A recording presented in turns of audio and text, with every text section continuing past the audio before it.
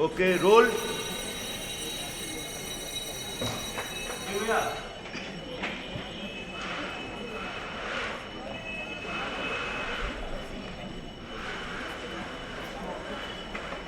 रंगभूमि प्रवेश 1 अंक 1 जगह रंगभूमि, पात्र किरदार, कंपनी के कई अभिनेता। बिल्कुल हेड ऑन। स्टेज पे बहुत से पात्र मेकअप कर रहे हैं, दाढ़ी मूछें चिपकाने में लगे हैं, कुछ लोग मुंह पर पाउडर पोत रहे हैं, कुछ औरतों का पात्र करने वाले पुरुष 9 गज की साड़ी पहन रहे हैं, एक तंबूरे की तान कस रहे हैं, 2-3 लोग चाय पीने में मग्न हैं, एक भिक्षुक स्त्री मुंह से सिगरेट लिए खड़ी है, एक राजा माचिस से सिगरेट जला रहा है और एक ऋषि उसकी चुन्नी साफ कर रहा है। और थिएटर में अभी ये कहती है कि लंदन आ गया, तो वो लंदन पब्लिक इमेजरी आ गया, लंदन आ गया। सिनेमा में यहाँ पे स्लाइड दिखानी पड़ेगी कि वो लंदन दिखाना पड़ेगा। और हर देखने वाले के हर एक के मन में अलग लंदन है। अभी हम लोग रशियन किताबें पढ़ते थे दोस्तोवस्की की, तो हमारा पीटर्सबर्ग जो होता है ना, वो अजमेर का कोई नाला होगा। वो चर्च बोलेगा तो मैं अजमेर का कोई चर्च मैंने देखा होगा तो उसको वहाँ डालूंगा, पहले वहाँ से उठाएंगे, फिर उसके बाद इमेज। वो बोलेगा कि एक ब्रिज है, तो हो सकता है कि कोई पुलिया है छोटी सी, वो मुझे मॉस्को का एक ब्रिज दिखे। हाँ, होता है। पर पिक्चर में वही मॉस्को का ब्रिज होगा, तो ये ज़्यादा जादूगरी है। क्या अपन तैयार है सब? क्या डीवीडी हो रहा है? पीछे की तरफ पर्दा आधा छूटा हुआ है और वहाँ रस्सियाँ बांधने का काम चल रहा है। कोई कुर्सी सोफ़ा यहाँ से वहाँ ले जा रहा है, कोई कालीन बिछा रहा है, 2 लोग आगे पीछे चल रहे हैं। सारांश: रंगभूमि पर सब कुछ तितर बितर है, अव्यवस्थित है, बेदकारी है। तीसरी घंटी बजती है, ड्रॉप उठता है, सब हड़बड़ा जाते हैं, पर्दा नीचे लाने को कहते हैं। श्री कृष्ण ऐसे कर सकते हैं ना, ये बाबा है। तभी कंपनी के मालिक संगीत राव ऑर्केस्ट्रे के दरवाजे से प्रवेश करते हैं।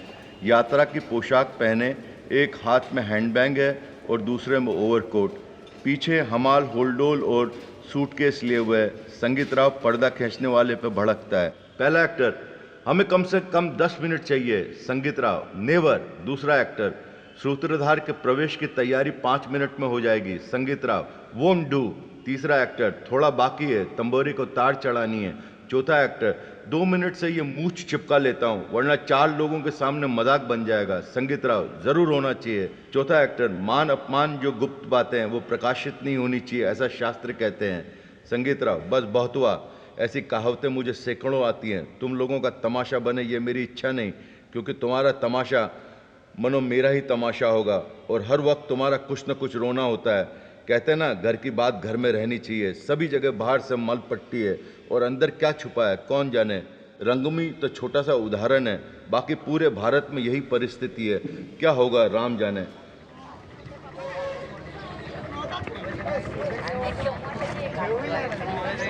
दिख नहीं रहे हो अभी तुम?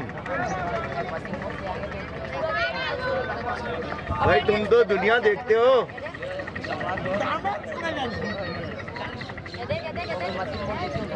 वाह वाह, क्या मजा आ रहा है।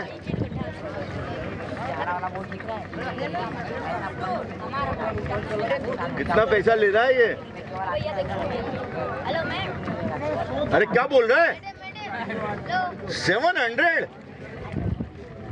अरे यार इतना से में 700?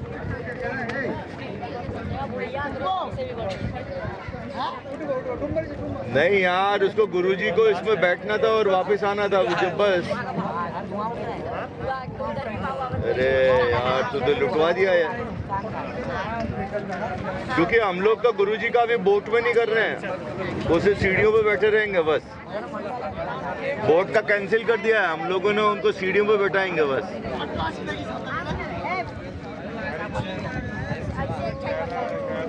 अरे तो ठीक है, कुछ दे देंगे यार। तुम आओ ऊपर, बोर्ड लगाओ, फिर डिस्कस करते हैं लाइव।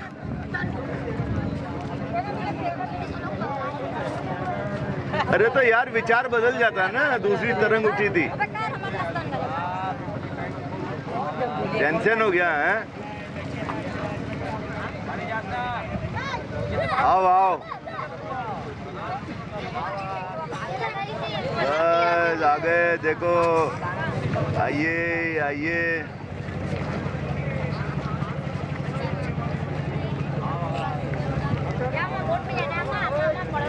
अभी सुनाई दी?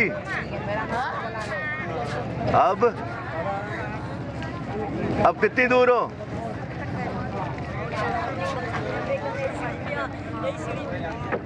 हाँ,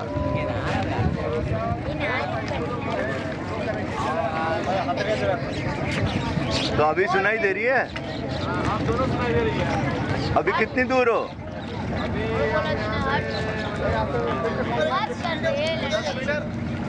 अभी यहाँ तक पहुँचने में कितना वक्त लगेगा?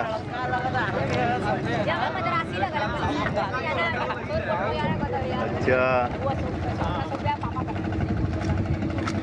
अब क्या करें इनका? आप जानिए अब क्या करना है। अरे यार, अब इनको कुछ बोलो, क्योंकि वो हम लोगों ने तो वो कैंसिल कर दिया, वो उसमें नहीं करेंगे। अभी you will have to give something means I don't know what to do. पर तुमने कितने टाइम के लिए बुलाया था इसको? I called him for 2 hours.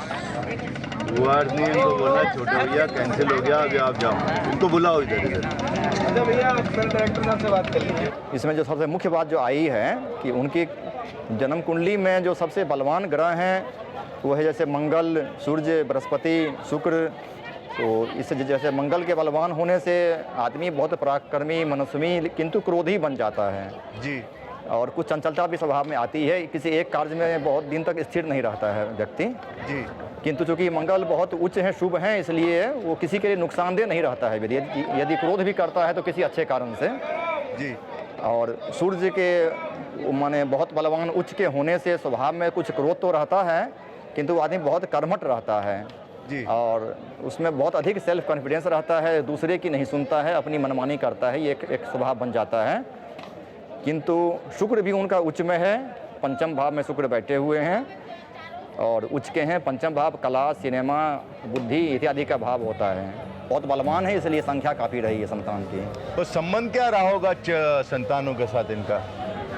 संतान के साथ शुक्र और बृहस्पति का चूँकि अधिक प्रभाव है, इसलिए संबंध तो अच्छा ही रहा है, लेकिन बृहस्पति के साथ वो अष्टमेय से बुध बैठ गए हैं, इसलिए बुध के कारण से एकाध संतान से इनका संबंध बहुत खराब।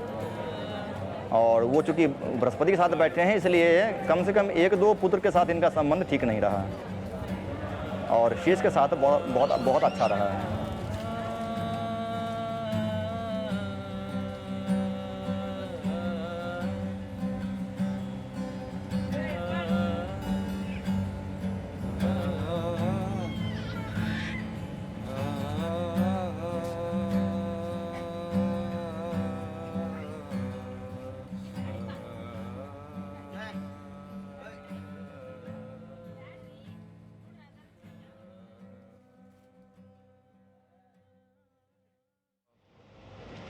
This journey is what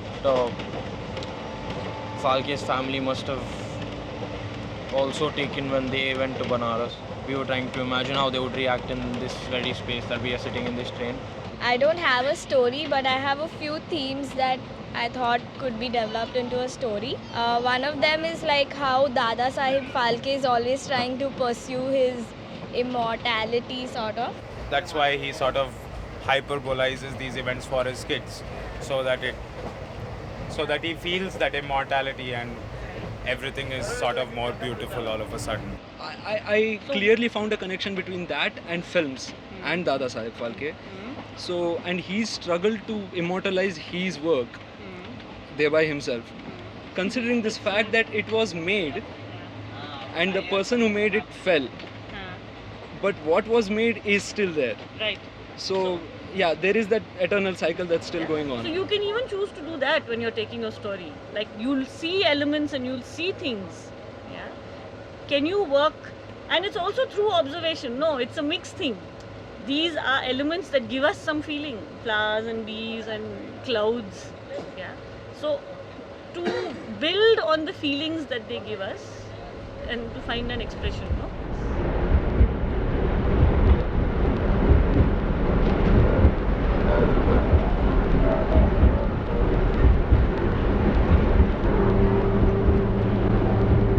How do you define art? Art is something that comes out of you. उस हिसाब से डिज़ाइन आएगा, वहाँ पर डिज़ाइन आएगा। दादा फाल्के की जीवनी है ना, वो एक कलाकार की जीवनी जैसे होनी चाहिए उसी टाइप की है, जैसे ऑस्कर वाइल्ड की है, फाल्के की, ये सब इन लोगों का पूरा लाइफ स्टाइल ही एक्सपेरिमेंटल था। ये लोग लकीर के फकीर नहीं थे और किसी कैरियर से फिक्स होकर नहीं रहे। तो आर्ट जो है वो है कम्युनिकेशन ऑफ फीलिंग। आर्ट को यदि हम लोग यदि डिफाइन करेंगे तो पहले फीलिंग को डिफाइन करना पड़ेगा, फीलिंग किसे कहते हैं। यदि आप आर्ट को डिज़ाइन करते हैं तो पहले फीलिंग को डिज़ाइन कीजिए। फीलिंग की डिजाइनिंग पॉसिबल नहीं है, थॉट की डिजाइनिंग पॉसिबल है, लॉजिकल थिंकिंग की डिजाइनिंग पॉसिबल है, लेकिन फीलिंग की डिजाइनिंग इम्पॉसिबल। वो तो स्पॉन्टेनियस। हाँ, पर फीलिंग को कम्युनिकेट कैसे करते हो उसका तो चाहिए, एक मीडियम चाहिए। कम्युनिकेट तो हर प्रकार से कर सकते हैं, कहीं लोग साउंड के माध्यम से करते हैं, तो कहीं लोग ये साइलेंट फिल्म के माध्यम से करते हैं, केवल जेस्चर एक्सप्रेशन ये सब की भी लैंग्वेज होती है, आउट ऑफ सिलेबस है ये सब। It must not have fixed contours. Yes. Whether it is a symbol or a sound, Yes. some song, Yes. some statement or some picture, it should have various modes of interpretations in terms of logical thought or in terms of feelings also.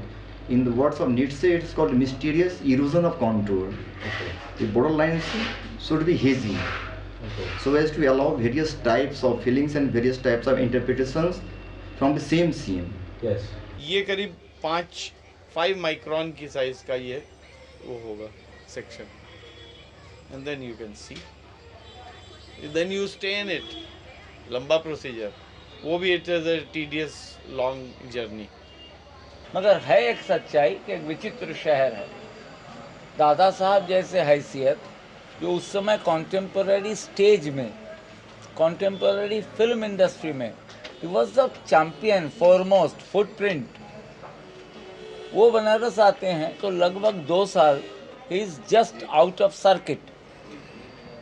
क्या खाते थे, उनकी food habits क्या थी, उनको क्या पसंद था, लोकल लोगों के साथ कितना वो मिले, कितने उनके मित्र थे, भांग खाते थे कि नहीं, कुछ भी ढूंढ के आपको नहीं मिलेगा।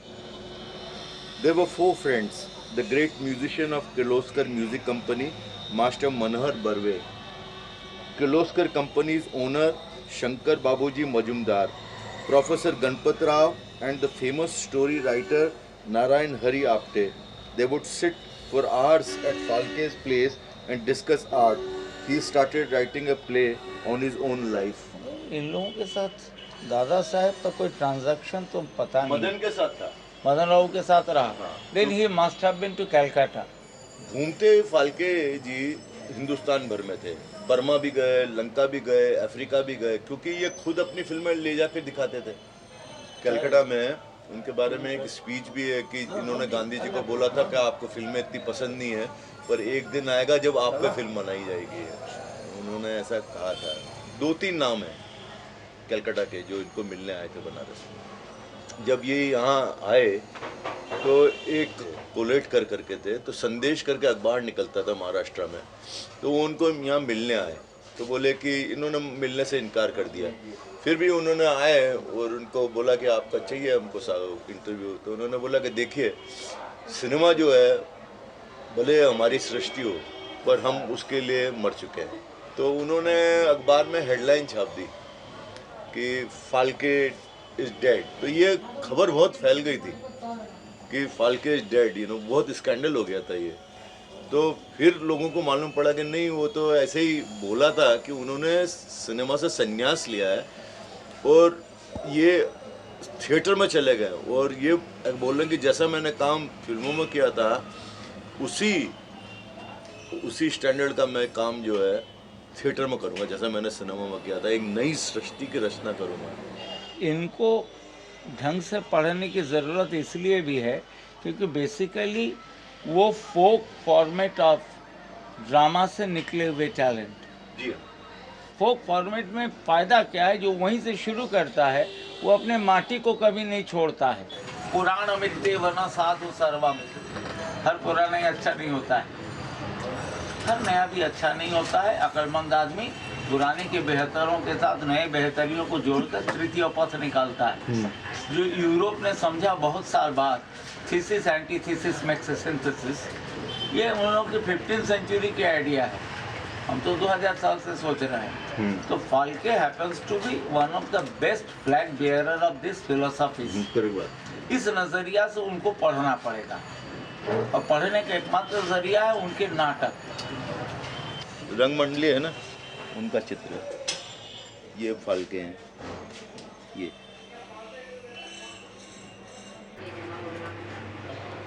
सर ये फाल्के का फोटो प्रिंट आउट लेने का है ना? हाँ निकाल। ये उनका रंगभूमि का थिएटर ग्रुप।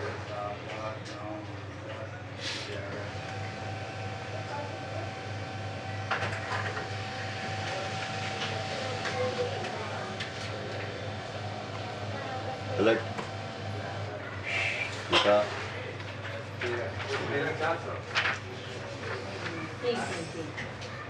इधर किधर फाल्के? फाल्के ये रहे। करेक्ट, देव। Okay next.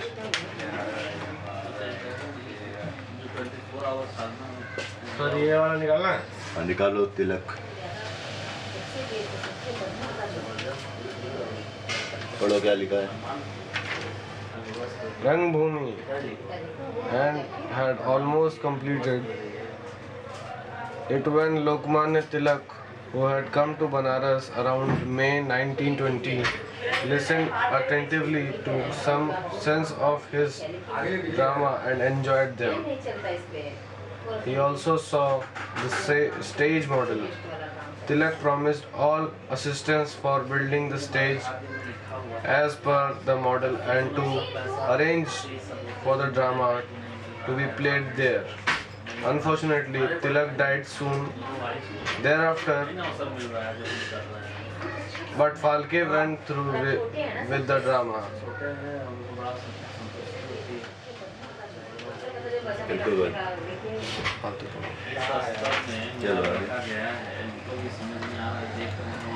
किस तरह के लोग मेरे पास आते हैं, कैसे हमारे से हाँ ये निकाल।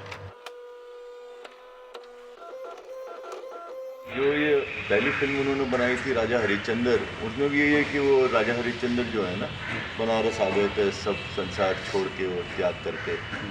तो जब यहाँ आए थे तो बड़ी अजीब अजीब बातें हुई, तो इन्होंने यहाँ एक नाटक बनाने का, लिखने का और मंचन करने का एक निर्णय लिया।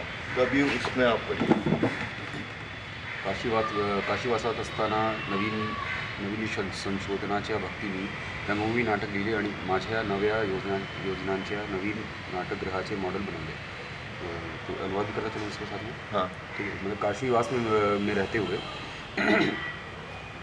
नवीन संशोधनाच्या भक्ति में मतलब अपनी नई जो खोज और वो सब चल रही थी उनकी, उसमें उन्होंने रंगभूमि नाटक लिखा। दादांनी रंगभूमी नाटक 2 महिन्यात लिहून काढले। अच्छा, 2 महिने में लिख के ख़त्म कर लिया उन्होंने। या लेखांच्या कामात श्री इनका जो नाम है क्या है, नारायण हरी आपटे जी, यांचे बरेच सहाय्य दादांना झाले। अच्छा, वो सह लेखन में और सारे आइडिया वगैरह में नारायण हरी आपटे जो थे वो उनके साथ मदद कर रहे थे।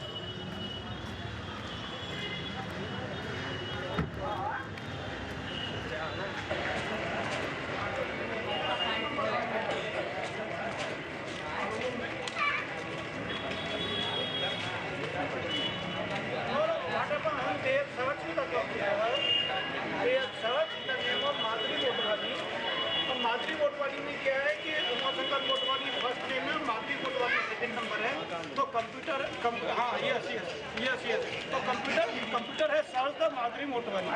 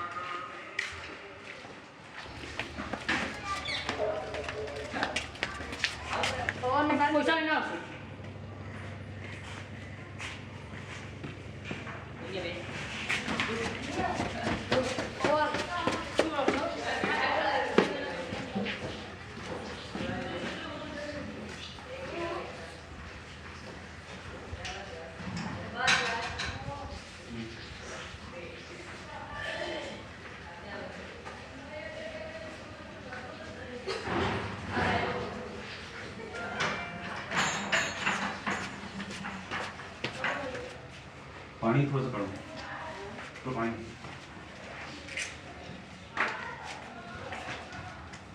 आप लोगों को मिला है कि बनारस में वो कम से कम किस लोकेलिटी में थे या कहाँ थे? हाँ। कोई क्लू मिला? नारायण हरि आपटे का एक लेख इनको मिला है, इनको कमल स्वरूप जी को। अच्छा। तो उन्होंने लिखा हुआ है कि दुर्गा घाट पर हम लोग रहते थे, पर दुर्गा घाट पे कहाँ और नारायण हरि आपटे कहाँ पर, वहाँ पर उनका निवास कहाँ था, या नारायण हरि आपटे से जो कि दादा साहब फाल्के के बारे में लोग ज़्यादा नहीं जानते होंगे, लेकिन हमारा महाराष्ट्र समाज पूरा यहीं पर रहता है इस मोहल्ले में, तो शायद नारायण हरि आपटे के बारे में उनको से ही माध्यम से उनको ये मिल जाए, तो इसीलिए ये लोग ढूंढ रहे हैं सब चीज़ें। अब ऐसा है कि शायद तुमको कुछ क्लू मिल सके, तो तुम उनसे बात करो, किससे? जगन्नाथ शास्त्री तेलंग से। शायद तुम्हारी मम्मी बताओ ना, तुम्हारी माँ को मालूम हो। हाँ। मतलब लोकल एग्जैक्टली। हाँ। तो इसलिए मैं कह रहा हूँ कि इनके पास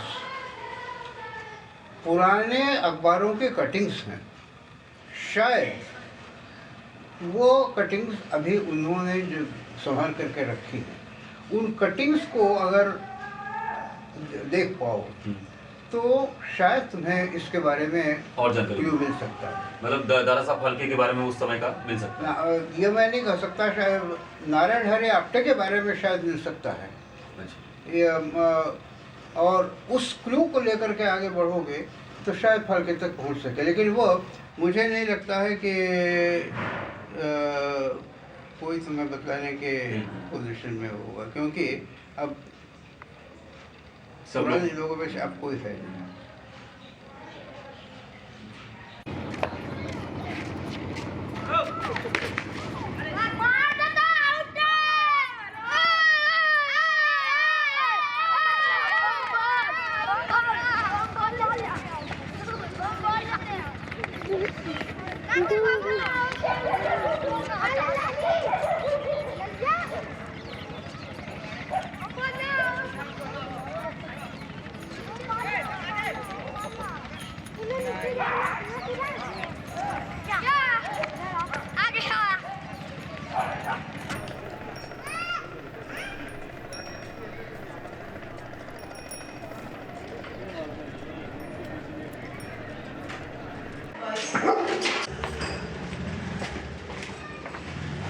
यही कहीं है। तेलंग जी का भैया कहाँ घर है मालूम? तेलंग जी नहीं मालूम?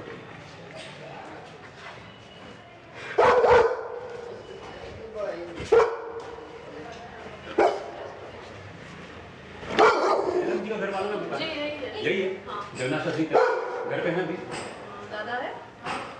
आए घरी कोई बोला ऐसे होता है।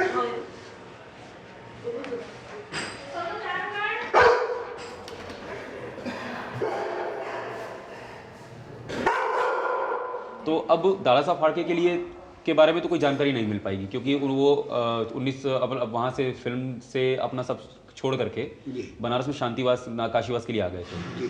पर नारायण हरि आपटे जो हैं वो बहुत प्रसिद्ध साहित्यकार है हमारा, हरिनारायण आपटे। वो हाँ, वो अपने आप को नारायण हरि आपटे ही लिखा हुआ है उसमें बार बार, ना आपटे लिखा हुआ है। ऐसा करिए, ठीक करिए, संशोधन करिएगा। हाँ, तो हरिनारायण आपटे उपन्यासकार अच्छे थे महाराज। हाँ, तो वो साहित्यकार उनके बारे में अब उनका परिवार यहाँ पर है या नहीं है, या उनसे जुड़ा हुआ कोई व्यक्ति हो? अब ऐसा है कि यहाँ पर जो एक आपके जो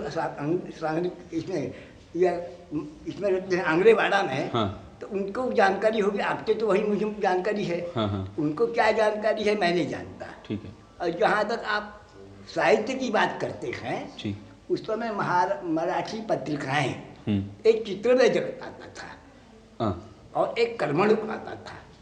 तो कर्मणुक और चित्रमय जगत, इन पत्रिकाओं में उनके लेख होते थे, और मेरे पास कम से कम 4-5 वर्षों के पूरे रिकॉर्ड था। हुआ क्या, आज से कुछ वर्षों पूर्व, एक 20 वर्ष पूर्व, हमारा जो घर पानी में कुछ ऐसा नीचे गौर आपका वाटरफॉल्स नीचे चलने लगे ड्रेनेज में, वो पूरा वो हमारी ग्रंथ संपत्ति उसमें बहुत से नष्ट हो गई। और बाद में कुछ जो बचा तो कुछ मैंने सांघवी विद्यालय को दिया हुआ है और कुछ यहाँ पर मिल सकता है आपके नागरिक पिछाड़ी में। नागरिक प्रचारणी सभा नागरिक पिछाड़ी मिलेगा आपको। हरियाणा रावटे जी का कुछ। हाँ, मैं कुछ साहित्य पर उस क्या मिलेगा आप नहीं कह सकते। सबसे पहले अखबार आपका आज है, सन 20 का है, वहाँ उनका सत्य मिल सकता है आज का। तो पहली जो फाइल होगी कुछ खर्चा करना पड़ेगा, क्योंकि हमको साहित्य में सन 47,000 उन्होंने अपना खर्च किया, खर्च करके पुरानी फाइलें निकलवाई। तो सबसे पहली फाइल निकलवाई है सन 20 के आसपास की, और दादा साहब फाल्के का जहाँ आ रहा है संबंध वहाँ से चलिए।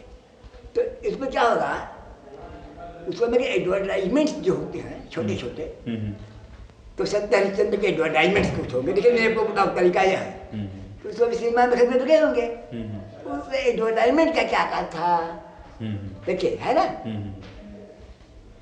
सही बात है। तो निश्चित रूप से कुछ अखबारों में एडवर्टाइजमेंट होंगे, वहाँ जाए पकड़ सकते हैं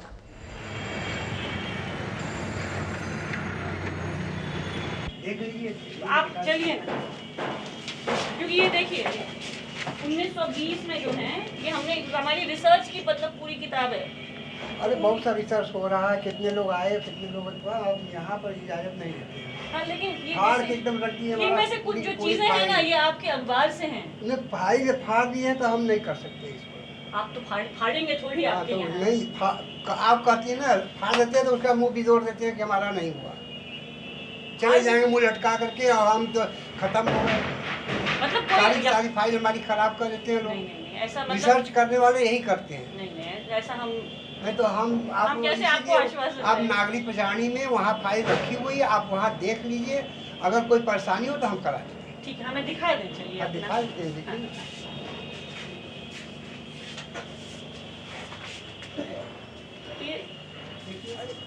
अरे बाबा, और इसमें कौन सा हम दिखाया? अरे बाबा, इनमें ज्यादा पुराने कौन से कमरे में है? ये क्या है जो ये जो बाइंड करी है?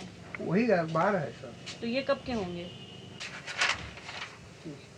ओरिएंटल न्यू सिनेमा बनारस रात की, हमें अरे बाबा थोड़ा सा देख सकते हैं? देखिए हम लेते चलिए हम बाहर। ये हम 1935 के आसपास की और कोई होगी फाइल इधर? अरे है तो बहुत सा, कितना हम निकालें? ये गिरेगा इसलिए वहाँ रख रहे हैं। ये देखिए ना, इसका बैलेंस जाएगा तो।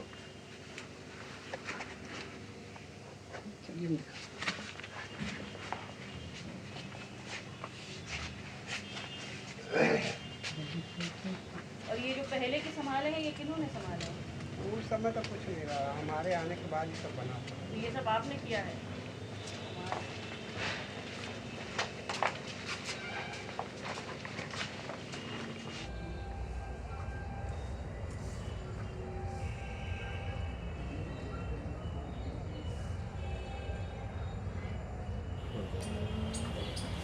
इसमें केवल हिंदू कैलेंडर दिया है। आज गुरुवार 2 सौर चैत्र। किर्लोस्कर संगीत नाटक मंडली के लिए खास बनाए हुए श्री विश्वनाथ थिएटर, तो पढ़ने में नहीं आ रहा है, थिएटर में गुरुवार 14 अप्रैल रात को 9 बजे से ठीक ज्ञान दीपक यानी दानी मयूर ध्वज का मशहूर तमाशा हिंदी भाषा में दिखलाया जाएगा। स्थान गोदोलिया चौमुहानी। 9:30 बजे नया खेल भगवान तिलक वाह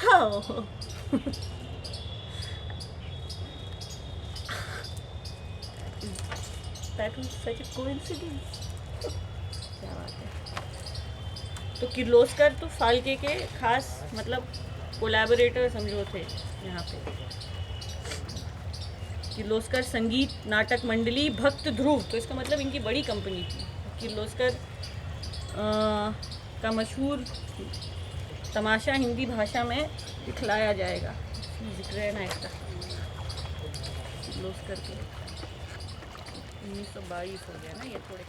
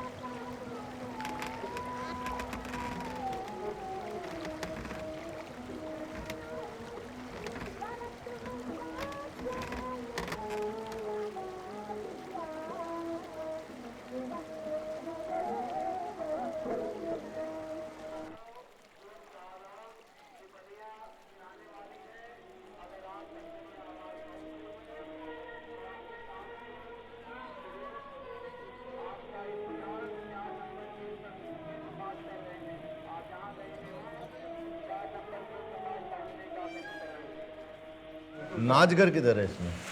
ये नाचघर का ही तो लेआउट है। देखिए इसमें 2 हॉल हैं जी। एक ये बड़ा हॉल देख रहे हैं आप जी। और एक हॉल ये है। ठीक है, दो हॉल, एक हॉल है 30 बाई 60 का है ना, और एक हॉल है 30 बाई 22 ऐसे करके है। हाँ। और इसी में देखिए ये थिएटर का पोर्शन है हॉल नंबर 2 में, जहाँ पर स्टेज था, है ना, और इधर देखिए सब रूम्स है। इसका नाम इसलिए असेंबली हाँ, rooms correct. And theatre. These are assembly rooms and this is theater. और क्लब कम थिएटर। क्लब कम थिएटर। नहीं, खाली हॉल की ले ली। नहीं गवर्नमेंट का लेटर? नहीं, ठीक है, गवर्नमेंट का लेटर। आपको जो बात करनी है फिर मेरे हस्बैंड रहेंगे, सुबह आप बात कर लीजिएगा। वो सुबह आते हैं? सुबह रहेंगे, सुबह रहते हम हैं। लोग जा रहे हैं फिर। नहीं सर, देखिए जो चीज़ नहीं कर सकते नहीं। एक फोटो ज़्यादा है। नहीं एक नहीं, सॉरी सर, हम देखिए प्लीज़। आइए।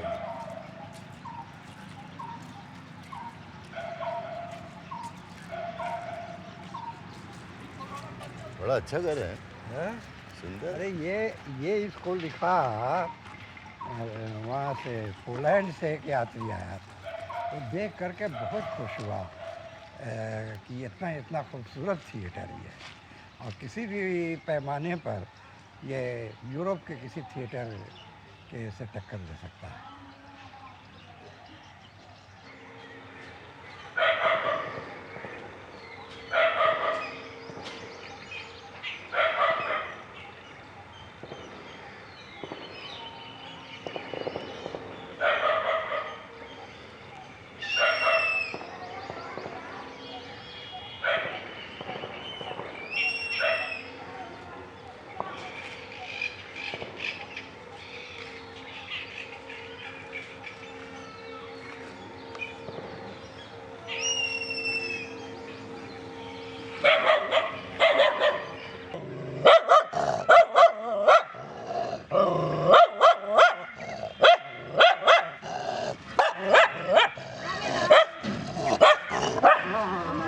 दीवार बनाई है ना, एक्चुअली ये जो स्पेस तो वैसा ही था, हॉल और साइड के कमरे।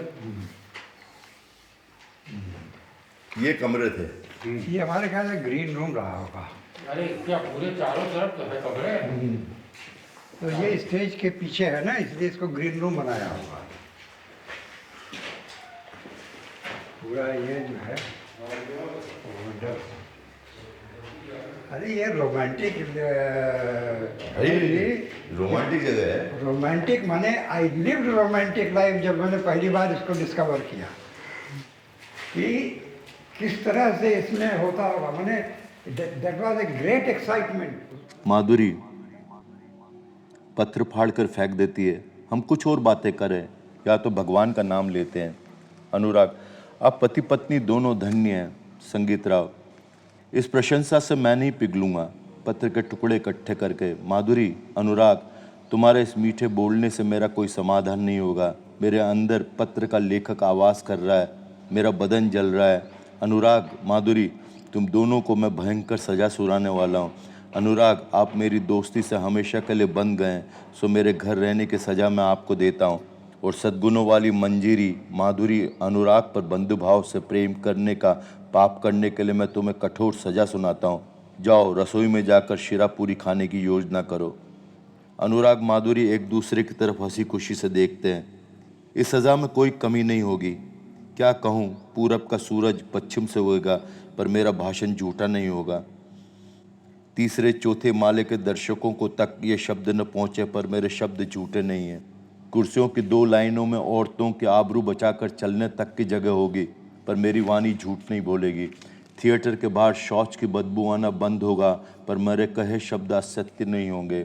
जिले के लिए ली हुई नाटक की परमिशन तालुका लेवल पर चलेगी पर मेरी दी हुई सज़ा कम नहीं होगी। हाँ चलिए, शिरापुरी की ये सज़ा काटने के लिए रुकिए। अनुराग, माधुरी, ये ड्रामेटिक सिचुएशन इतनी अच्छी तरह से बनी है कि हम एक टैब्लो बनाते हैं। माधुरी, तुम पहले जैसे घबरा कर खड़ी रहो। अनुराग, आप मेरे सामने हाथ जोड़कर खड़े रहो। मैं दांत होठ चबाकर क्रोध से आपकी तरफ देखूंगा। ये जगह छोड़िए मत, हिलिए मत, जैसे मोम का बुत। अजी फोकस वाले, हम पर इतना स्ट्रांग फोकस डालिए कि अस्पताल के मरीजों के आगे अलग अलग तरह की कांच लगाओ, यानी हमारे चेहरे भूत पिशाच जैसे दिखेंगे। हरी कांच लगाइए मतलब हम जिंदा लाश लगेंगे, पीली लगाइए तो हमें पी लिया हुआ है, ऐसा दर्शकों को लगे। बाबा रे, ये आज के स्टेज का सौंदर्य है, दर्शकों के लिए की गई रचना है।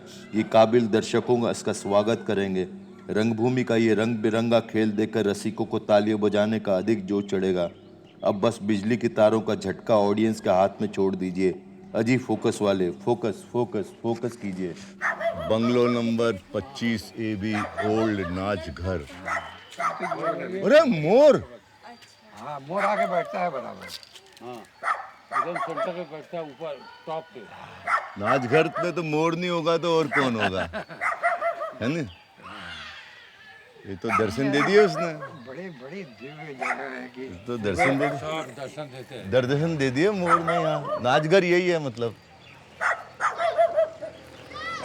मोर माने भगवान कृष्ण, मोर पंख। अभी डांस भी कर दे हुए क्या पता, डांस भी कर दे हुए। गोपाल मंदिर में तो उसके अराउंड, लेकिन आप लोग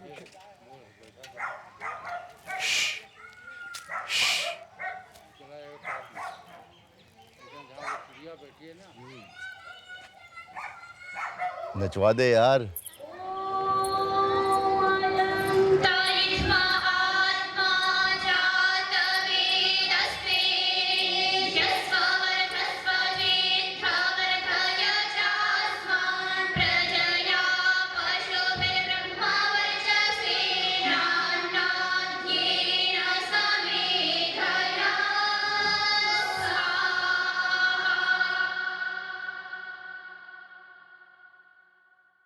तो ये हुआ कि ब्रह्मदेव की कुशलता पर बाहरी दुनिया का विपरीत नजर पड़ी और उनका महत्व बढ़ने लगा। तब हरिहर ने, उनके प्रशंसकों ने एक अजीब पैतरा अपनाकर ब्रह्म को रोकने का प्रयत्न किया। उन पर भयंकर आरोप लगाए गए, कन्यागमन, झूठी गवाही और कई आरोपों का सिलसिलों को जोड़कर एक पौराणिक मुकदमा रचा गया। गवाह न मिलने पर पशुओं से गवाही कहलवाई। खुद दोनों हरिहर न्यासन पर बैठे और न्याय का फोर्स बनकर निर्णय दिया गया। उस दिन से कर्मवीर ब्रह्मदेव की पूजा हिंदुस्तान में बंद। यही नहीं, ब्रह्म के 5 मुखों से एक छांट देने की एक एक्स्ट्रा सजा सुनाई दी गई।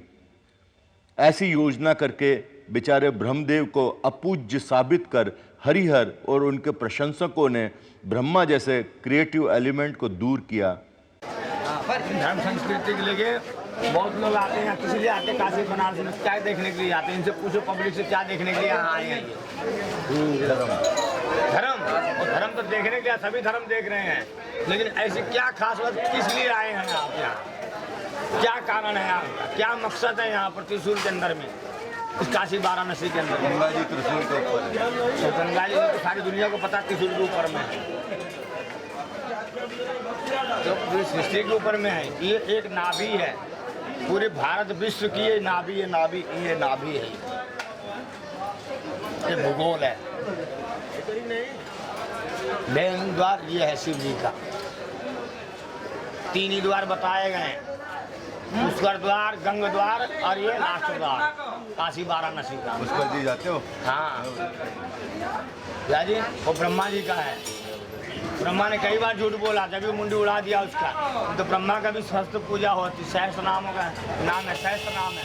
जितने भगवान के सहस्त्र नाम है उतने उसके सहस्त्र नाम है। तो ऐसे मुंडी क्यों उड़ाई? मुंडी झूठ बोलने के ऊपर में उड़ाया। क्या झूठ बोला? संध्या के ऊपर, संध्या पुत्री समझते हो आपकी लड़की है, आप अपनी लड़की के ऊपर में दिव्य दृष्टि डालेंगे, उल्टी नीयत डालेंगे तो उसका भुगतान कौन भरेगा? आप अपने पुत्र जो है, आपकी पुत्री को जन्म दिया है आपने, अपने पुत्री के ऊपर में आप नियत खोटी करेंगे तो इसका भगवान कौन भुगतान भरेगा? तो आरोप किसने लगाया? आरोप भगवान शंकर है। और बटुक जी? बटुक जी तो बटुक जी हैं, उन्होंने ही तो काटा ना। वो तो दक्ष प्रजापति को मारा था, हिंकारा था, जब सती उसमें वियोग में घुस गई थी। पति की निंदा नहीं सुना जाता है। सबको आमंत्रण दिया, आपको आमंत्रण दिया, विष्णु को आमंत्रण दिया, सभी को आमंत्रण दिया कि भाई नागे सभी आना खाने पर वो ब्रह्मा जी का सर उनके हाथ को पकड़ लिया था बटुक जी से। हाँ, अपनी जटा से फटकार के इनको निकाल के मारा। जाओ काली जितना है, जिसने जिसने शिव प्रेम सुना है वो सबका विध्वंस कर दिया जाए, कोई बचना नहीं चाहिए। क्या ब्रह्मदेव की प्रशंसा? आश्चर्य है। आश्चर्य? आश्चर्य की क्या बात है? सच पूछोगी तो आज ब्रह्मदेव की प्रशंसा ही करनी चाहिए। उस विश्वकर्मा क्रिएटिव इन्वेंटर को प्रसन्न करें। महादेव, विष्णु, देवा, गणपति, दत्तात्रेय, इन सब को छोड़कर आप ब्रह्मा की प्रशंसा करना थोड़ा चमत्कारी है ना? चमत्कारी? ब्रह्मदेव की प्रशंसा चमत्कारी? प्रिया, इस मूर्ख विचार से ही हमारा ध्यान सही नहीं है। इसलिए तो पहनने का कपड़ा और पेट भर खाना महंगा हो गया है। प्रिया, इस महत्वपूर्ण विषय पर बात करना अभी उचित नहीं। मैंने इस विषय पर स्वतंत्र नाट्य रचना करने का सोचा है। फिलहाल इतना समझ लो कि ब्रह्मदेव का हिंदुस्तान लौटना निश्चित है। सच है प्रोफेसर साहब। दुख की बात यह है कि ऐसे क्रिएटिव, इन्वेंटिव, पावरफुल, ओरिजिनल लोगों की भारत से छुट्टी कर मुक्तखोरों का राज चल रहा है। इन कर्मवीरों पर छुरा रखकर कब गला काट देंगे पता भी नहीं चलेगा। ऐसी दयाजनक स्थिति है कि क्या बताएं। और ये जब तक रहेगी तब तक सैकड़ों ब्रह्मदेव हिंदुस्तान में कैसे आएंगे? बड़े कल्पनाशील लोग थे ये, आप देख लीजिए, शुरू से आखिर तक इन्होंने स्वर्ग बनाया, नरक बनाया, क्या क्या नहीं किया। अच्छा, बनारस में एक बड़ी विचित्र बात है, ये जरा सा पुस्तक दीजिए, आपको घाट के बारे में बताएं। बनारस के मोहल्ले ऐसे ही रेडियल, ये लंबे मोहल्ले होते हैं। यूं मूव करिएगा तो फटाफट एक मोहल्ले बदलते जाएंगे, लेकिन ये लंबे इस तरह। All road lead to Ganga. हाँ, बहुत पुराने नहीं है बनारस के घाट। मणिकर्णिका का जो शिलालेख है वो 600 साल बताता है पुराना। एक तरफ मगध, एक तरफ अवध और बीच में काशी जनपद। जब मगध के राजकुमार की शादी अवध की राजकुमारी से होती है, दहेज में काशी उल्टा होता था तो अवध को दे दिया जाता। ये बहुत साल तक इधर उधर फेंका जाता था, मगर यहाँ के ब्राह्मणों ने बड़ी अद्भुत ढंग से यहाँ की महत्ता बनाई। सारे, एक तो सारे देश की जितने तीर्थ हैं सब यहाँ स्थापित किए। देवी देवता, आप मद्रास का कोई देवता का नाम लीजिए या पंजाब का, सब यहाँ मिल जाएंगे। और दूसरा, यहाँ का जो धर्म था, पढ़ाई लिखाई का बड़ा महत्व था। माने अगर आप दूसरी शताब्दी, सेकंड BC की मुद्राएं देखें तो यहाँ पाठशालाएं बहुत थी, गुरुकुल बहुत थे। ये है ब्रह्मा घाट। ये ब्रह्मा घाट है। ये इसी के बगल में आपको जाने का विचार है।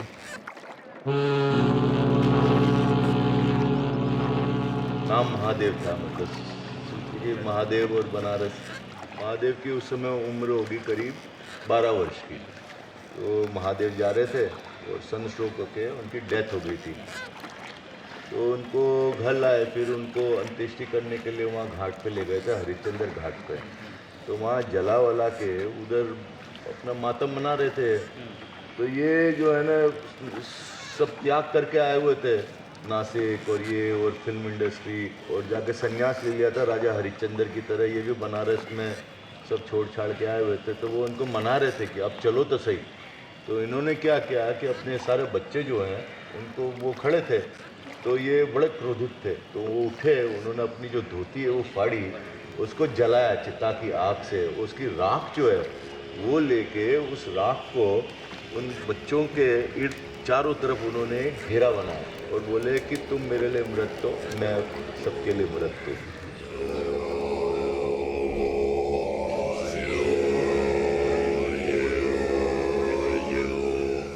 थोड़ी उस समय फिल्म फास्ट चलती थी, जल्दी बस राजपाट वापस हो जाएगा। देख लिए 100 साल पुरानी फिल्म देख ली आपने आज। आपसे भी पुरानी उम्र है, हमसे भी पुरानी।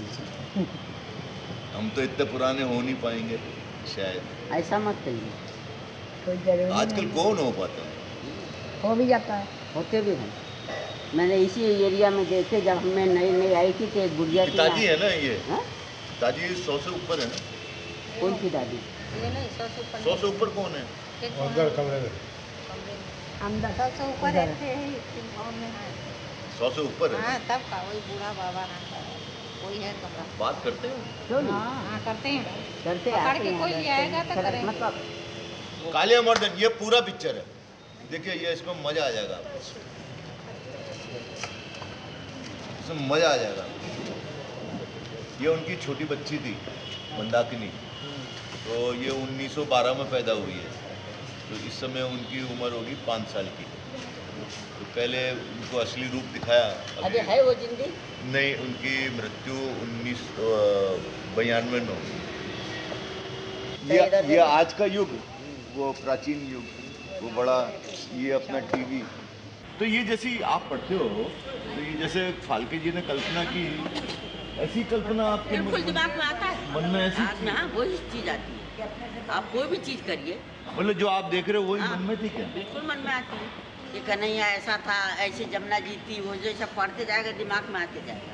भले वो सीन जरा कुछ अलग हो जाए थोड़ा बहुत। आपकी नदी अलग होगी, हाँ, दूसरे की नदी अलग हाँ, होगी। वो जमुना जी होगी, हम लोगों ने जो देखा वो नदी आ जाती सामने। आपकी गोदावरी होगी, नदी तो नदी।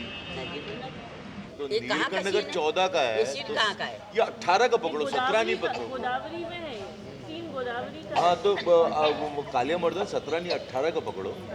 तो ये अगर नीलकंठ 4 का हुआ तो 4 का, ये मेरे को 3 साल का बच्चा लगता था, तो ये प्रभाकर होएगा। ये 100 साल पुरानी है, ये वाली तो ये तो 1917 की है। ये वो देखिए आपका दाढ़ी वाला सीन आ गया।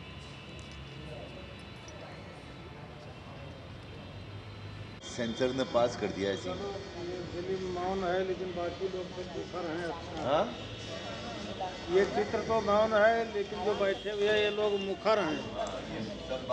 सब चल रही आवाज, सब याद आ जाता है। वो नहीं बोल रही तो ये बोल रही है, कुछ बोल रहा है। तो पुराने जाता उस समय भी थिएटर में कोई लोग बाग चुपचाप थोड़ी देखते थे ना कुछ बोलते थे। वही बात यहाँ। और या वो भी सूत्रधार खड़ा करते थे, वो और साथ में संगीत बजाते थे।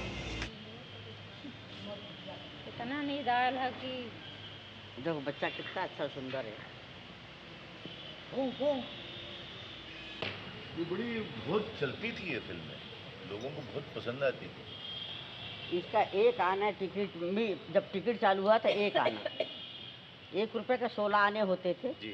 आप सुने भी होगे, देखे भी होगे। देखा एल्युमिनियम के आना शुरू हुए थे, आना वाना तो खत्म हो गया था ना। जब ये तुम्हारा नया पैसा चालू किया है तब जाके खत्म हुआ है।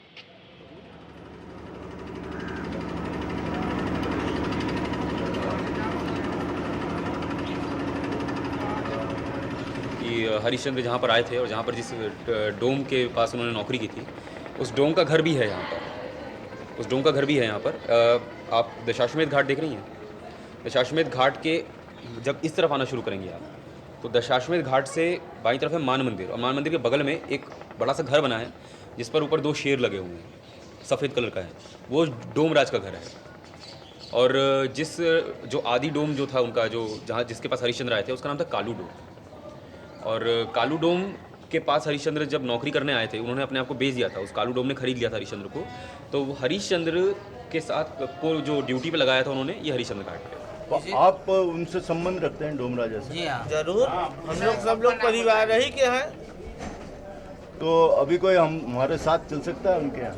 हाँ, ये बोला है ना। राजा हरिश्चंद्र, रानी तारामती, पुत्र रोहित, कालू डोम, जब ये लोग स्वर्ग को जाते थे उस समय जो है ये भी डोम राजा भी चले गए स्वर्ग में साथ में उन लोगों के। इतना कहानी तो उस पे चित्र पे बना हुआ था। अभी घर पे नहीं है? अच्छा, तो इंतजार कर सकते हैं ना? एक बार पूछ तो ये कि आप कितना देर तक इंतजार करेंगे? ठीक है, आप फ़ोन लगाइए। ठीक है, हम कॉल करते हैं। जी, बोला गवर्नमेंट ऑफ इंडिया।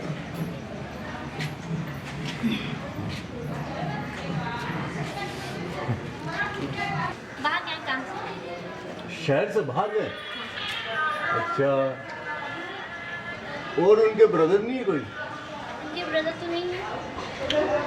हम लोग को ये राजा हरिश्चंद्र की कहानी का पता करना था, आपको मालूम है? सुना सकते हो यही? क्या? राजा हरिश्चंद्र की कथा आपको नहीं आती है? क्यों? क्योंकि हम लोग किसी से बताते, हम लोग को जैसे उतना नॉलेज नहीं है किसी भी बात की।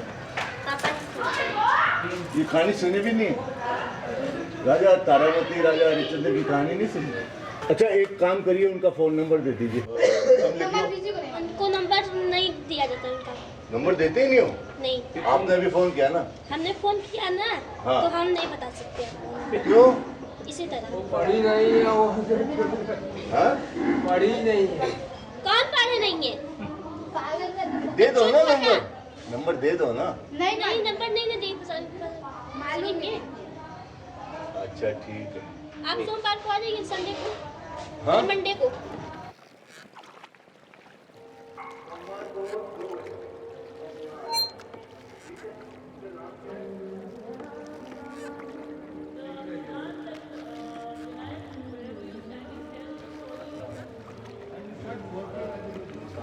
फिल्म बनाने का शुरू हुआ, जिसने शुरू किया पहले आते हैं, उनका नाम रहा दादा साहब फाल्के। वो यहाँ रहते हैं, तो वही हम बड़ा ढूंढते ढूंढते इसको, मतलब कि हमको ये नहीं पता था कि अंग्रेजवाड़े में रहते हैं, हमको ये पता था कि यहाँ कहीं रहते हैं। लेकिन यहाँ किस सन में रहते थे? 1920 में। ये सब आंध्र के बाड़े का ही है, अगल बगल जो है सब आंध्र के बाड़े का ही हिस्सा है। बेसी है, इधर का भी इधर का भी। खाली मैं आगे ही बचा हुआ। उधर मतलब काफी भी गया है, बस जितने आप लोग आए हैं इतना ही रह गया। फिर उसके बाद ये थोड़ा सा और 47 और 50 के बीच में आते आते तो तादाद फिर एक पूरा सोसाइटी बन गई। तो उस समय रोजगार का क्या साधन होता होगा? जो यहाँ पर सरकारी कुछ सरकारी कर्मचारी थे जो यहाँ पर ट्रांसफ़र करवा लेते थे अपनी, कुछ एक रहते थे जो अपना पेशा वगैरह वहाँ पर छोड़ करके यहाँ शुरू करते थे, कुछ एक लोग टीचिंग जॉब करते थे। पर ये फाल्के ने क्या सोचा होगा, क्या रोजगार करूँगा? अब वो तो मुझे नहीं पता, जैसा कि आप बता रहे हैं उसके हिसाब से तो वो नाटक यहाँ लिख रहे थे, तो मेरे ख्याल से उन्होंने सोचा था इस उद्योग में आऊँगा, शांति के लिए यहाँ होंगे।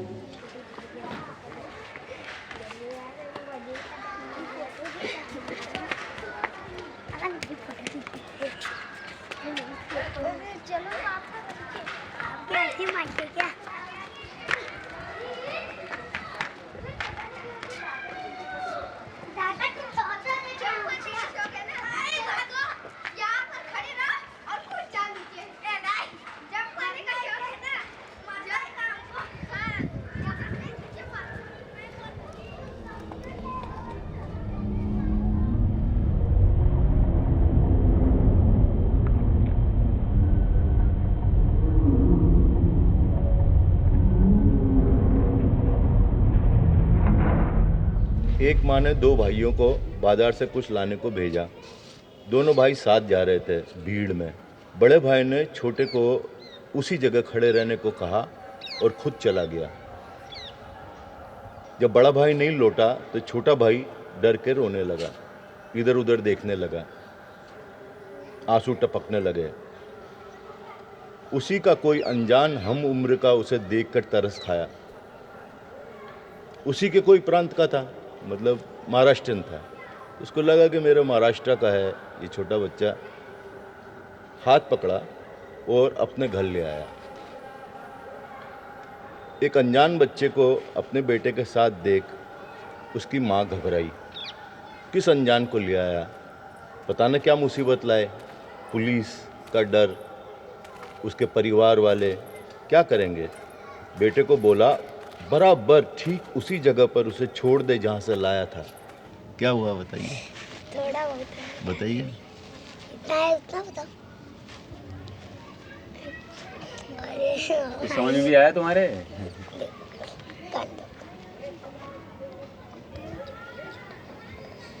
तुमको आएगा? हमको तो समझ में आ गया। क्या समझ में आया? कंफ्यूजन है। क्या कंफ्यूजन? तुम बोलो।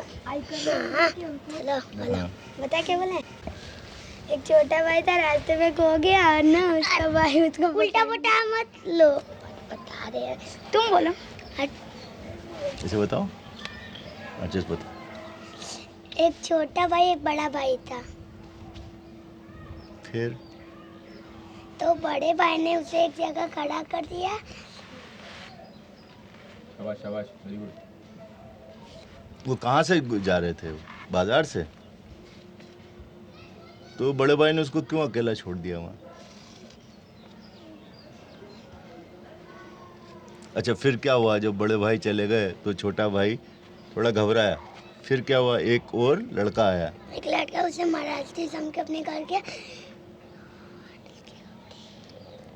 अपनी माता के पास ले गया। उसके आगे आती नहीं है कि माता ने क्या बोला उस बच्चे को देख के? इसको वापस वहीं छोड़ दो जहाँ से लाए हो। ये लाया। ऐसा क्यों बोला उन्होंने?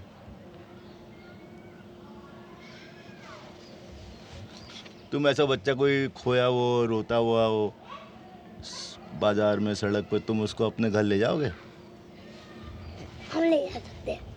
तुम ले जा सकते हो? मम्मी मारेंगे हमको तो। फिर हमारे एक तो पापा के साथ वहीं पे छोड़ देंगे। हम तो वैसे अकेले बाजार में जाते। तुम खोए कभी बनारस में? नहीं, हम खोए, हम एक बार खोए। कैसे, बताइए?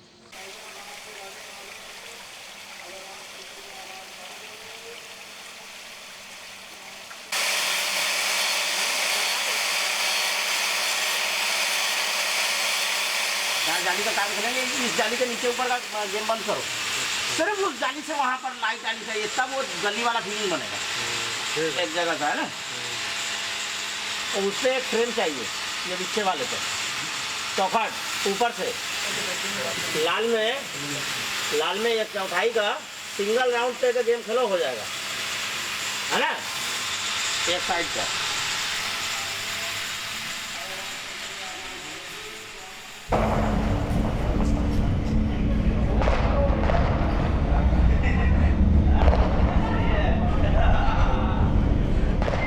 This is the story of Dada Saheb Phalke and his children while they were living in Varanasi. They're bits and pieces from their memories. Baba Rai never realizes that Prabhakar is no longer following him, and Baba Rai is in his own world, and he reaches his house. He comes to know that it is his brother Mahadev who is dead because of a sunstroke. And that is when he is reminded of Prabhakar, and he thinks of what Prabhakar might be going through, and he turns to look towards Prabhakar, and he sees he is nowhere to be seen. He searches around in that crowd which is all mourning, but he never sees him, and a sudden surge of panic comes to him, and then he rushes towards and tries to search for Baba Rai everywhere. He does not find him anywhere. मेरे स्वर्ग की machine, रास्ता ज़रा धीरे धीरे छोड़ो, घर की खपलेल गिर जाएगी इस गरीब के सर पर। पर्दा धीरे धीरे नीचे आने लगता है। हाँ, अब ठीक है। आधुनिक रंगभूमि धन्य हो, सर सलामत तो है। इस पर्दे में हवेलियाँ हैं, मंदिर हैं, घर हैं, कैसे जल्दबाजी में गिर रहे हैं। जैसे जोशी भट्ट जी की कुंडली देखकर 9 ग्रहों की दशा एक एक कर दिखाते हैं, वैसे ही स्टेज पर एक एक पर्दा सामने आकर जा रहा है। ओहो, बस कर भैया, हाथों में छाले पड़ जाएंगे। पर्दा नीचे आता है। मुझे चाहिए वो रास्ता, आ गया आखिरी आसमान से ज़मीन पर। आपटे से लिखाण सुद्धा चांगले होते। आपटे जी ने जो लिखा वो भी काफ़ी अच्छा लिखा, पण दादांनी संगीतरावांची भूमिका लिहिताना विषयांतर पाहळाल आणि पुनरुक्ती करून हे नाटक बिघडले। परंतु दादाजी ने किया क्या, संगीतराव की भूमिका लिखते समय विषय से वो भटक गए थोड़ा सा, आणि पुनरुक्ति बार बार एक ही बात को कहना, रिपीट करना, और रिपीटिशन जो है ये सब होने से नाटक जो बिगड़ गया। त्यातील बराचसा भाग असंबद्ध है। इस नाटक में बहुत सारे ऐसे भाग हैं जो कि असंबद्ध हैं। अगर ये बात उनसे कही भी जाती तो उनको वो बात पसंद नहीं आती। चित्रपटात से नाटक लिहिताना व लिहिल्यानंतर दादासाहेब त्या संबंधी इतर कुणा सहकार्यांशी विचार विनिमय करत असतील असे वाटत नाही। दादासाहेब किसी अपने सहयोगी की मदद लेते हो ऐसा लगता नहीं। मैंने शायद वो किसी जोन को नहीं लेते रहे। त्या क्षेत्रातील त्यांची जाण वादातीत हो, उनकी जानकारी जो है ये तो किसी प्रकार के संशय से परे थी। यानी जो को की उनकी जानकारी जितनी थी वो काफ़ी परिपक्व थी, काफ़ी पक्की थी, सही जानकारी उनकी होती थी। माझ्या मनात इप्सेन वॅग्नर सारख्यांना गुरु करून संस्कृत कवींची रूपरेखा सांभाळून दृश्यांच्या बाबतीत काही और मजा ना सृष्टि करून दाखवायची आहे ही संगीतरावाची पर्यायाने दादासाहेबांनी प्रतिज्ञा। इसमें कहा जा रहा है संगीतराव जो ये कहता है कि मेरे मन में इब्सेन और वैगनर जैसे गुरु बना करके और संस्कृत कवियों की जो रूपरेखा है उसे चलाते हुए और दृश्यों को और अच्छा करते हुए नाट्य सृष्टि सामने लाना है। तो दरअसल संगीतराव के माध्यम से जो दिखाई होती महाराष्ट्र साहित्य जनवरी फेब्रुवरी 1922 और नवयुग फरवरी मार्च 1922 दो पत्रिकाओं का नाम दिया है कि महाराष्ट्र साहित्य के फरवरी 1922 का और नवयुग का फरवरी मार्च का या मासिका मधु नाटकावरील परीक्षण प्रतिनिधालय इस पर नाटक का जो परीक्षण था वो छपा प्रतिनिधालय में छपा। महाराष्ट्र साहित्यामधील परीक्षणावरील दादासाहेबांच्या प्रतिक्रिया जास्त केल्या आहेत। तो महाराष्ट्र साहित्य के जो रिव्यू जो निकला था परीक्षण जो रिव्यू था उसमें दादासाहेब जो प्रतिक्रिया थी उसमें शिवाय यांच्या बाळके यांच्या रंगभूमी हा कैफियतीचा लेख रंगभूमी हे नाटक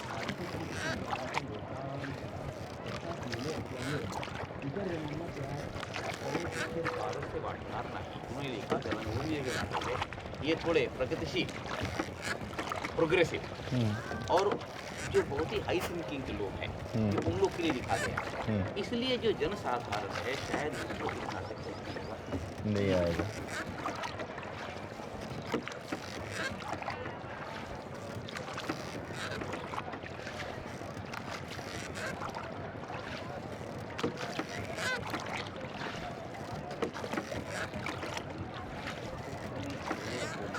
परंतु मेरे नाट्य दर्शन और नाट्य सृष्टि पर उसकी जो यथार्थ टीका टिप्पणी है जो भी टिप्पणी वो करे उससे गुदगुल्या झाल्या पाहिजे मन में थोड़ी गुदगुदी होनी ही चाहिए और इसलिए नाटक को बहुत ही अच्छे ढंग से और बहुत सुलभ रचना मैंने करने का पूरा प्रयत्न किया आणि माझा हा प्रयत्न ईश कृपेने बराच पूर्ण केलेला आहे और मेरा ये प्रयत्न जो है भगवान की कृपा से काफ़ी अच्छा हुआ है।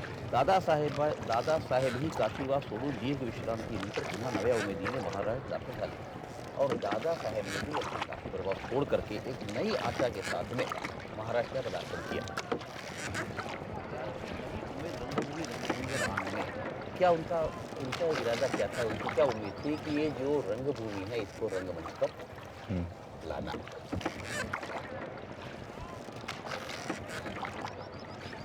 और मैंने कंपनी का ये जगह किया जो भारत भूमि की सेवा के लिए मैंने किया इसमें मैंने अच्छा किया या खराब किया मेरे समझ नहीं आया।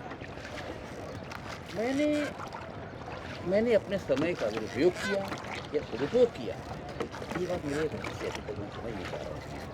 जो कुछ भी मैंने ये किया मैंने कल इसलिए किया कि जो भी वीडियो विलायत लोग देख करते हैं उससे बेहतरीन ढंग से हम यहाँ कर सकें ताकि उनके भी ऊपर एक समस्या पकड़े कि हम लोग इतना बढ़िया कर सकते हैं। इसके लिए मैंने सारा कुछ इकट्ठीकरण किया परंतु ये सब करके मैंने अपने समय का दुरुपयोग किया सदुपयोग किया अच्छा किया बुरा किया ये अभी तक कुछ समझ नहीं आया।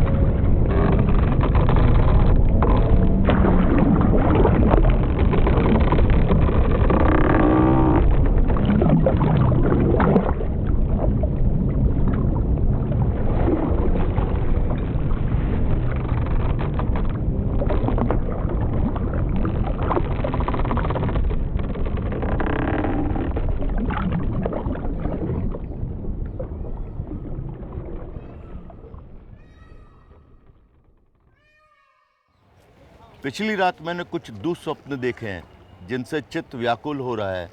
हरिश्चंद्र, प्रिय, यद्यपि स्त्रियों का स्वभाव सहज ही भीरू होता है, पर तुम तो वीर कन्या, वीर पत्नी और वीर माता हो, तुम्हारा स्वभाव ऐसा क्यों? रानी, नाथ, मोह से धीरज जाता रहता है। हरिश्चंद्र, सो गुरुजी से कुछ शांति करने को क्यों नहीं कहलाया? रानी, महाराज, शांति तो गुरुजी ने कर दी है। हरिश्चंद्र, तब क्या चिंता है?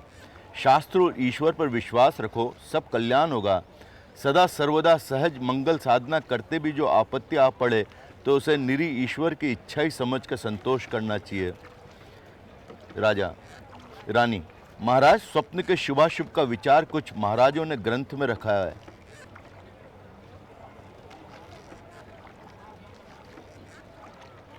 रानी की बात अनसुनी करके, स्वप्न तो कुछ हमने भी देखा है। चिंतापूर्वक स्मरण करके, हाँ, ये देखो, ये देखा है कि एक क्रोधी ब्राह्मण विद्या साधन करने को सब दिव्य महाविद्याओं को खींचता है, और जब मैं स्त्री जानकर उनको बचाने गया हूँ तो वो मुझी से रुष्ट हो गया। फिर जब बड़े विनय से मैंने उसे मनाया तो उसने मुझसे मेरा सारा राज्य मांगा है। मैंने उसे प्रसन्न करने को अपना सब राज्य दे दिया। इतना कहकर अत्यंत व्याकुलता का नाटक करता है। रानी, नाथ, आप एक साथ ऐसे व्याकुल क्यों हो गए? हरिश्चंद्र, मैं ये सोचता हूँ कि अब मैं इस ब्राह्मण को कहाँ पाऊँगा। Curtain falls. Babaraya, Prabhakar and Neelkantha are on the stage. We see letters falling and floating on the stage. They read. In each letter is written, Falke, come back to cinema. बाबराया, मैं क्या बोलूँ तुझे, स्वदेश के लिए प्राण देने को तैयार हूँ। स्वदेश मतलब मेरा प्राण। मुझे कितनी बार सपनों में आया कि मुझे मूछें आई हैं, मैं बड़ा हो गया हूँ, मैं छत पर गांधी टोपी पहन कर खड़ा हूँ, तालियों के बीच भाषण देता हूँ, लोकमान्य मेरी जय जय कर रहे हैं। नीलकंठ, क्यों रे, स्वराज मिलने के बाद कहते हैं कि अंग्रेज़ी पुस्तकों की किटकिट ख़त्म हो जाएगी। मुझे वो स्पेलिंग, वो उच्चार और वो अर्थ, बाबरा, और वो मार, कब वो दिन आएगा, कब ईश्वर प्रसन्न होगा। Please on. In the auditorium, great Madan and the biggest name in the industry has come to Kashi to get Falke back to industry. Falke, Mr. Madan, I can't come back. I am fed up with the film business. I am not inclined at all to turn again to that path. Take it that I have renounced the film world. We are back to the stage. Falke as Sangeet Rao. Sangeet Rao. Shabash mere Hercules. Shabash mere Bhimsen. Shabash.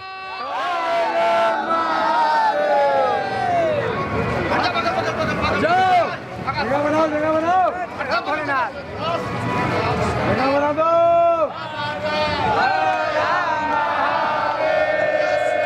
बोलो शंकर भगवान की।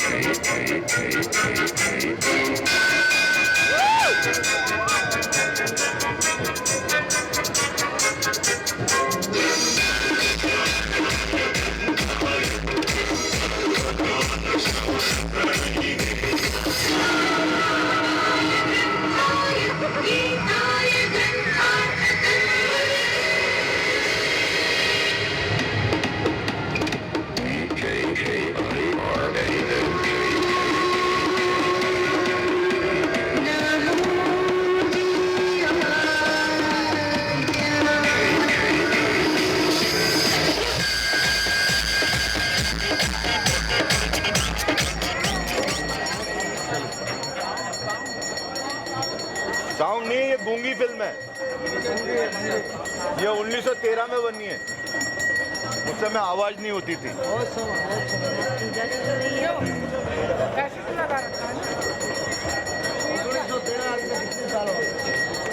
100 साल हो गए। देखिए, ग्रामीण प्रजा के विनती से राजा शिकार को जाते हैं। जो होता है वो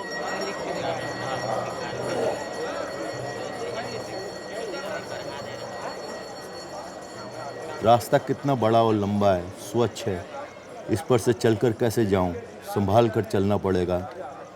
पर अपना नामो निशा रास्ते से जुड़ना नहीं चाहिए। छिपकर चलने की आदत डालनी होगी। पर्दे को इंट्रोड्यूस करने वाले और इस नेचुरल अत्यंत विपरीत सत्य शून्य और वर्थलेस इमिटेशन का दिखावा सीन को भूलकर दिल लगाने वाले दर्शकों माफ़ कीजिए, इस पागल का कसूर माफ़ कीजिए। पागल संगीत, अपने भ्रम में इतना बहको मत, थोड़ा रास्ते पर आओ। आना क्यों पड़े, रास्ते पर ही तो आ गया हूँ और सड़क का रहने वाला न होकर सड़क से 2 कदम दूर हूँ। उस तरफ के फुटपाथ पे कैसे जाया जाए भला? जाते हैं आहिस्ता आहिस्ता पर्दे के कोने कोने से। अरे रास्ता बदलते समय कालीन यहीं रह गया गलती से। नहीं उठाना ही होगा। घोड़ों के पैरों साथ या किसी मोटर कार के साथ शायद समेटा जाए। जल्दी जल्दी से उठता है। संतोष की बात यह है कि इस रंगभूमि पर मोटर और कार और घोड़े का मतलब बात के बताशे फोड़ना है। कालीन उल्टा करता है। ये उल्टा कालीन यानी एक पत्थर का फर्श मालूम हो सकता है।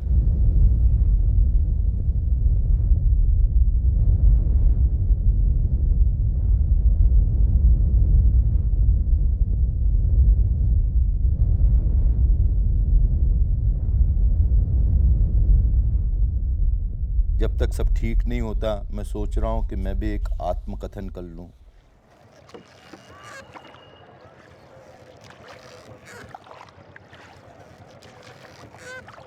मैं कौन हूं?